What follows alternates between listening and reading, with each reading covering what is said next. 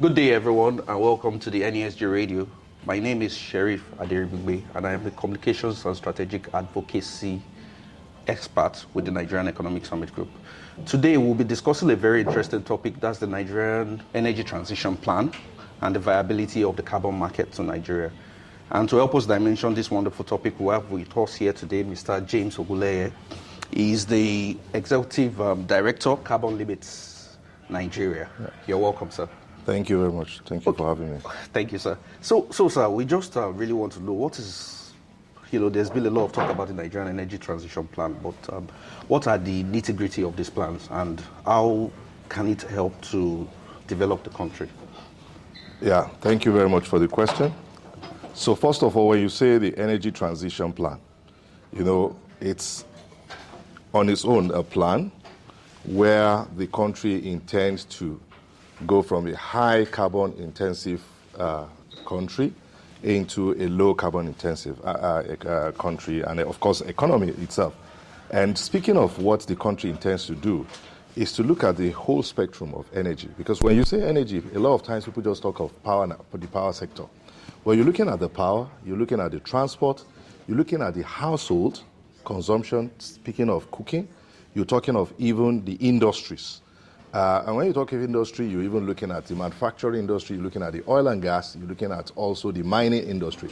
So the whole intent of the country is to be able to look across all this and then be able to reduce emissions, see how we can reduce emissions. Now, when you say energy transition plan, it's also cascaded into the net zero, because the intent is that you move from where you are to low carbon and ultimately to zero. And that's why the country have said, given what it is, the pathway for the country will be via gas into renewables and ultimately, of course, renewables being a zero emitting. Okay, thank you, sir. So for the purpose of our audience that don't have, a good idea of what energy transition is and the carbon market, I'd love you to expatiate on the carbon market, and how it's important for companies, to be able to, participate in, in the market.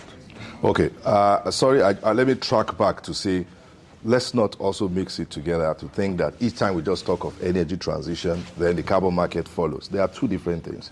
We could do either of the two without necessarily having to talk to the two. But what's the benefit of having the two together is because the carbon market is an incentive to the energy transition. So when you say energy transition, to the layman, what the layman should be able to capture, to be able to think of, is that today I'm using diesel. Tomorrow, I want to be using gas. Next tomorrow, I want to be using renewables. I've moved from a very high-intensive diesel emissions to gas, and then lately in renewables, where I'm not even emitting again. So that is the transition plan. So in the layman's language. So if you think about that in your transport, that you're moving from whatever it is presently to later at a point where we are able to be using electric vehicles. If you say within your industries, you are saying, okay, what are we using today? We're using maybe LPFO, low fuel oil. We're using diesel, but we're moving from that to gas, and at some point we are in hydrogen. So where you say there's no emissions. That's the ETP. But where does the carbon market, how does it fit in? Because it's like a jigsaw. What you're doing is that you're bringing in the carbon market where you are literally saying that for every effort that I make in trying to reduce this emission, I get a reward. And that form of reward that you get is a carbon credit. And that carbon credits that you're getting it for you being able to displace some, or being able to evade some emissions. And once you avoid those emissions, then you are qualified to get that carbon credit. Now, I hear people talk carbon markets, carbon credits so much, but let's not also make the mistake that it doesn't solve it completely. Because how much are you going to get from carbon credit is also a question of how viable is the carbon market. Carbon markets in the international community is going to be different from carbon markets in Nigeria. For example, what's the price of carbon? Price of carbon in international community could go as high as about 400 euros, $400 in some markets in Europe, and in some places it's as low as 5 cents. So if I'm getting 5 cents, how much can it do to whatever I'm doing? So we have to keep it in context. Carbon market, good, but it also the viability of the market. Okay, thank you very much, sir. I'm sure this explanation has really helped to understand, what the energy transition plan is about and how it fits into the whole carbon market perspective. But now, let's go a bit or dive in a bit deeper. Okay. How can Nigeria successfully attain this energy transition plan, especially considering that we have it in mind to achieve net zero, I think, by 2050, or is it 2060? 2060. So how can we, successfully achieve this plan and achieve, what we intend to? That is the net zero in 2060. In fact, interesting. Thank you for that question. Very good question. And I think that question actually further explains the reason why the carbon market should be in place. Because if I have diesel as my best option on energy feedstock to use, then I say to myself, how do I care about what the country is saying? Well, if I have somebody who is telling me that, well, if you make that investment and move from diesel and you move to gas, everything that you save there, you are also qualified to maybe get exempted for taxes, or maybe saying that for every so amount of emissions that you reuse, you get this amount. Then it propels me to do that. We will have to make of course we have policies, and I don't mean to say we don't.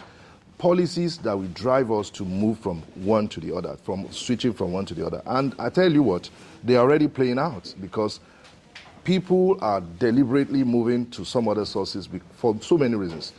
The diesel itself is getting more expensive, and gas is looking cheaper. So that is a policy drive to do it. So we'll have to do a combination of policy to drive these processes, carbon market to drive these processes, and also a lot of orientation and awareness, because some people don't even know that some of the alternatives provides a better opportunity, but also in terms of health, that it also makes you to have a good health and all that. So once you make that awareness known, then the switch will happen. I think the big question is, are we able to get it done by 2060?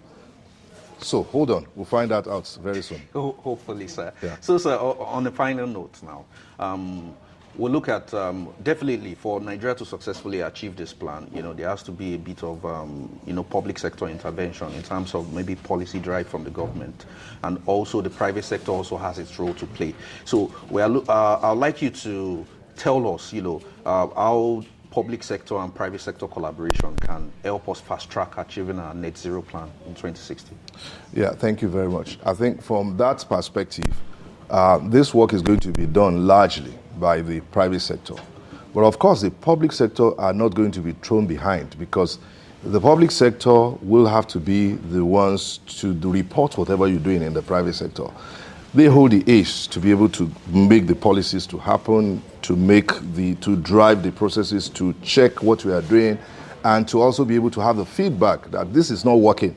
What do we do differently? So it has to come in that manner. And you see that in some of the parts of, say, for example, in the energy sector, oil and gas could be private sector driven, power sector could be private sector driven, but in transport, for example, that's not true.